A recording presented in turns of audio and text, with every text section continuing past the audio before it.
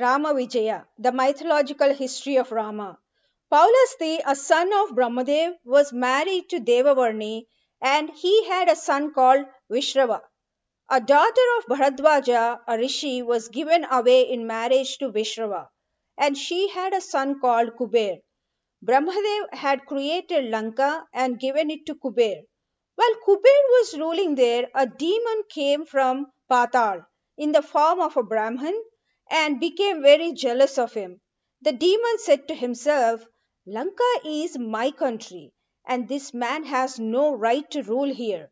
So saying to himself, he gave away his daughter Kakesi in marriage to Vishrava with a view to drive out Kuber of his country, Lanka, with the help of the sons who would be born to her by him. Vishrava had got by Kakesi three demons, Ravana, Kumbhakarna, and Vibhishana, and two demonesses, Tateka and Shurpanakha. Ravan and his brothers went to Gokarna, where they performed severe penances. Shiva was propitiated by Ravana, Brahmadev by Kumbhakarna, and Vishnu by Vibhishana.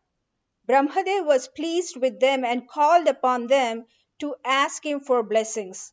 Ravana was blessed with a power to imprison all gods and also with wealth and learning. Kumbhakarna wanted such a blessing from Brahmadev as would enable him to devour heaven and earth.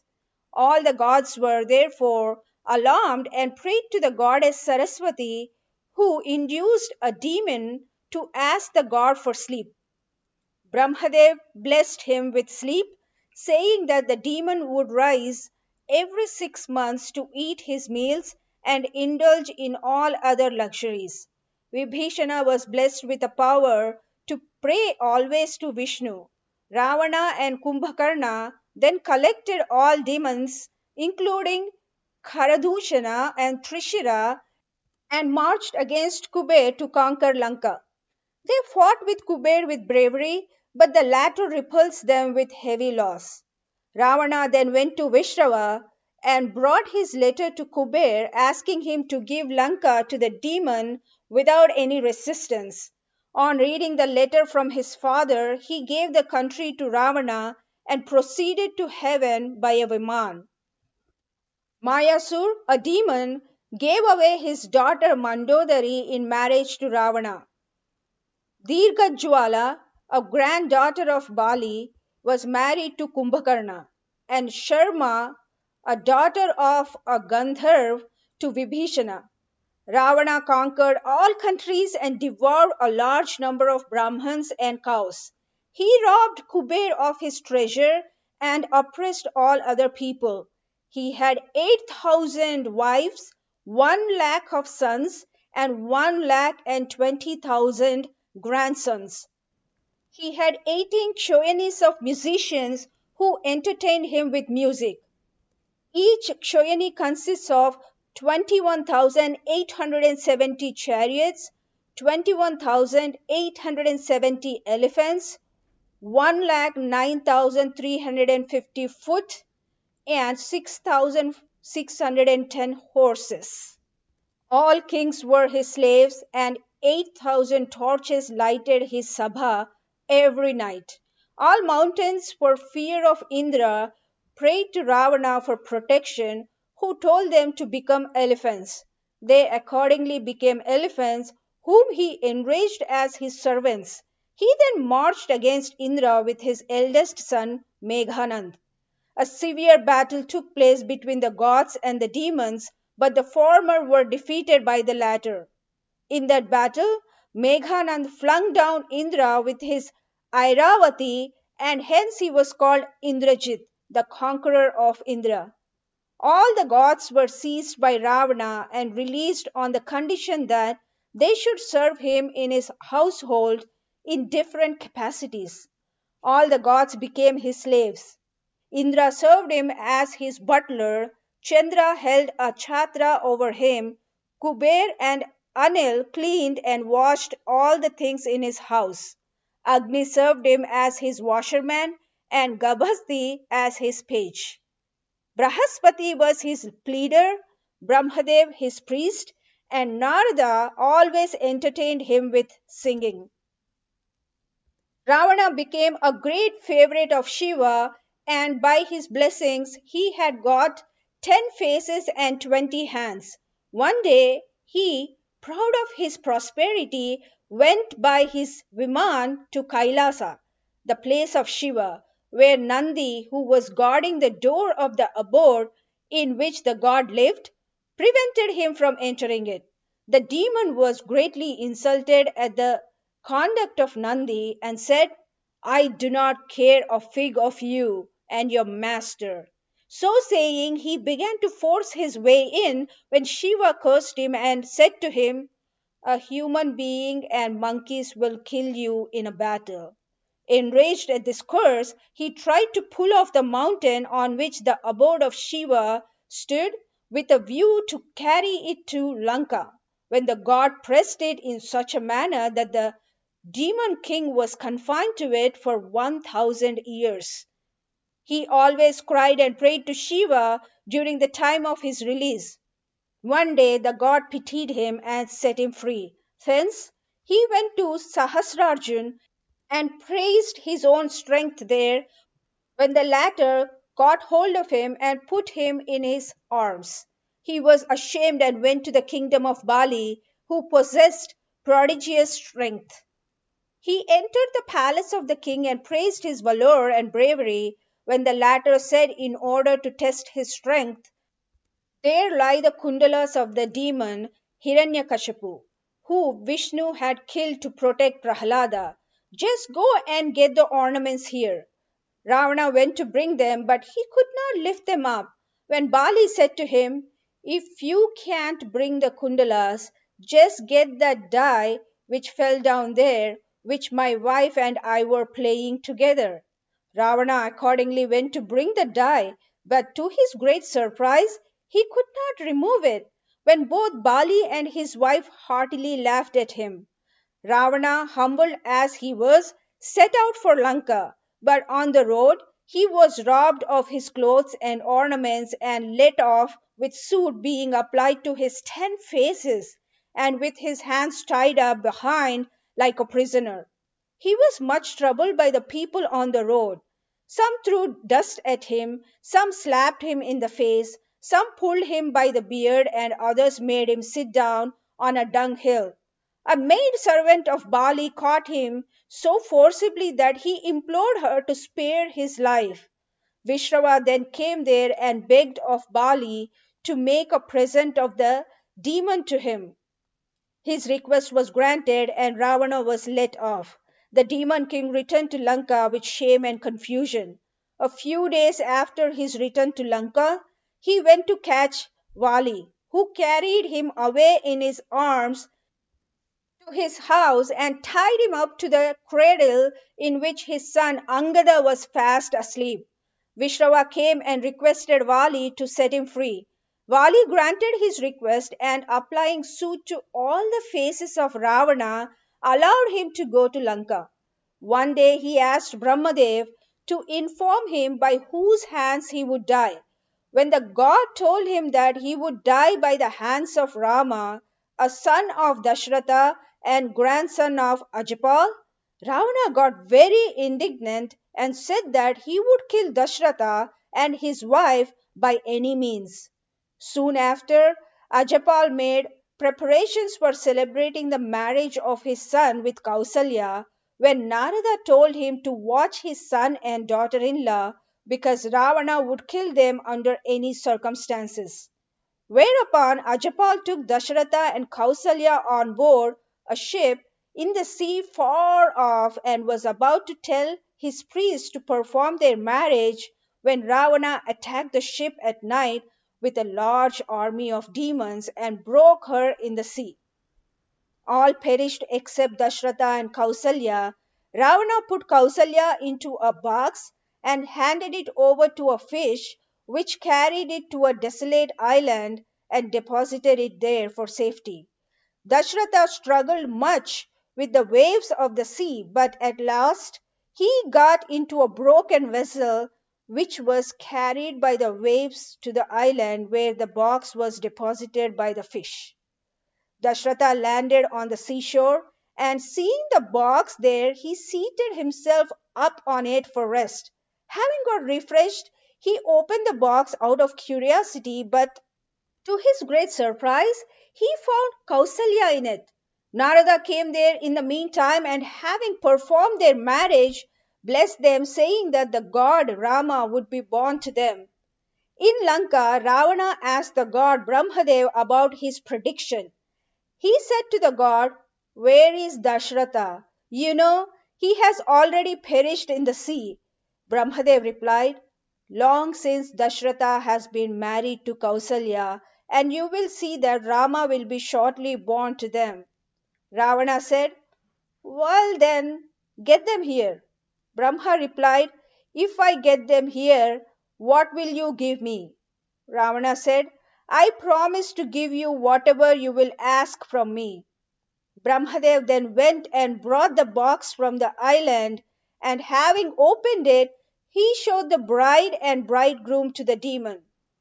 As soon as he saw them, he got exceedingly enraged and was about to cut off their heads when Brahmadev stepped forward and said to him, "You promised me that you would give me whatever I would ask from you. I therefore ask you not to kill Dasharatha and Kausalya." Ravana replied, "You may ask me for any other thing, but I cannot spare the lives of those wretched beings." Brahmadev said, "I do not want any other things from you, but I want you to spare their lives." Ravana could not break his promise and accordingly spared their lives. Brahmadev then brought them to Ayodhya and placed Dashratha on the throne of the country. One day, while Ravana was going by his Viman, he observed on the road a beautiful woman who was the wife of a god and sought to outrage her modesty. She complained to Brahmadev against the conduct of the demon when the god cursed him and said that if he would outrage the modesty of any woman, he would be cut into 100 pieces. For fear of the curse, he let her go and began to devour the Brahmans and cows that came in his way. The earth trembled and went in the form of a cow to Brahmadev with all the gods and rishis and applied to him for protection when a voice said, "I will be born in the family of Dashratha and called Rama, and killing Ravana and other demons, I will make all the gods and good people happy. For the purpose of helping me, the Sesha on which I lie will be my second brother, who will be named Lakshman. The Shankha, which is in my hand, will be my third brother, who will be called Bharata. And the Sudarshan, my weapon, will be my fourth brother, who will be named as Shatrughna. And yea, all the gods will be monkeys. Shiva will be Maruti, Brahmadev, Jambavant, Dhanvantri, Sushen, Brahaspati, Angada, the sun, Sugriva, Agni, Nala, and Yama, Rashava. Listening to the voice of Vishnu, all the gods and rishis were glad and returned to their respective places. At Ayodhya, Dashratha married more wives, Sumitra and Kaikeyi. He was an accomplished prince and very dexterous in the use of Dhanushbanas. One day he dreamt a dream in which he found that he had killed an innocent man and woman. Whereupon he asked his guru Vasistha or Rishi to interpret the dream. When the latter said to him, "This dream indicates bad omens. I therefore advise you to kill a few stags and perform a penance, so that nothing bad may happen to you." Listening to the advice of the Guru, Dashratha went to a forest for hunting stags. And though he worked hard the whole day, he did not come across any stag. At the sunset, he lay in wait at a lake, anxiously expecting a stag there. But in the meantime, a man called Shravan came there with a kavada across his shoulders, in which his helpless old mother and father were seated by him. His parents, being thirsty, asked their son to fetch some water for them. Whereupon Shravan placed the kavada on the ground and taking a goblet in his hand went to the lake. But whilst he was taking the water, the king took him for a stag and discharged an arrow at him, which passed through his heart. Dashratha came where he was lying and became extremely sorry for the accident when Shravan said to him, I shall not now live. Please therefore take some water in this goblet and give it to my parents as they are very thirsty. And as soon as I hear that they have quenched their thirst, I shall instantly die. They are very old and cannot walk. I carry them in a kavada across my shoulder. Oh, my good king, take care of these poor creatures. There is no one to look after them. Dashratha sighed and wept, and the loss was irreparable. The king then took some water in the goblet and stood where the kavada was placed without speaking a word. The old woman and the man who were blind, taking him for Shravan, said, Child, why doesn't you not speak? Are you angry with us because we sent you to the lake at this hour? Child, you art always obedient to us, and what has irritated you today? These words made Dashratha shed tears, and at last he broke the sad news to the old parents of Shravan, when they cried violently and said, Shravan, none can get a son like you in this world. We feel much for you and die with you. Oh, we cannot bear this grief. You, the murderer of our child, we curse you and say that you will also die of grief for your son in the same way we do. So saying, they instantly expired. Dashratha grieved much for Shravan and his old parents, whom he had killed by his own hands, and performed their funeral ceremonies. The king then returned to Ayodhya and informed Vasishtha of what had happened. At this time there was a great famine in the country, as there was no rain for 12 years, and consequently the subjects of the king died of thirst and hunger one after other. The rain was stopped because Vrashaparva, a powerful demon, fought with the gods in heaven with the assistance of his guru Shukra. Indra therefore sent a chariot to Dashratha and requested him to come up to heaven and kill the demon, informing him at the same time that the rain was stopped on account of the battle with the gods. Whereupon Dashratha went by the chariot to Indra with his favorite wife Kaikeyi. Immediately on his arrival there, Dashratha fought with the demons and killed a large number of them when Vrashaparva made an attack upon the king, but he was also repulsed. His guru Shukra then took the field and discharged arrows at the king when the chariot of the king was about to give way, but his wife Kaikeyi supported it by one of her hands, of which the king knew nothing. Dashratha bravely continued the fight and cut off the Guru's horse and mugut. Shukra fled in alarm with the other demons. When everything was over, the king was informed that the victory he had gained in the battle with the demons was due to his wife Kaikeyi. The king was pleased with her and asked her what reward she wanted from him. Kaikeyi replied, Kindly give me your promise that you will give me whatever I will ask from you, and I shall ask you for it whenever I like. The king generously gave the promise she required. The victory gained by Dashratha in the battle with the demons was due to Kaikeyi, because when she was young, a tapasvi came to her parents and stayed with them for a day. At the time of his bathing, her mother told her to go and rub his body with scents. She accordingly went to him with the scents. But finding that the tapasvi was absorbed in meditation, she applied soot to his face instead of the scents. Having found that the soot had been applied to his face, he got indignant and cursed the doer of the mischief and said, Whoever has applied this soot to my face will always be looked upon by all people with contempt. Her mother was afraid of this curse, and finding that it was her daughter's doing, she threw herself at the feet of the tapasvi and implored him to make the curse a little milder. Whereupon the tapasvi said, "The hand with which your daughter has applied the soot to my face will give success to her husband in a battle which he will fight with demons, and for which only she will be praised by all." After the battle was over, Brahaspati asked the king whether he had any issue. Dashratha replied, "I am very sorry that I have no issue."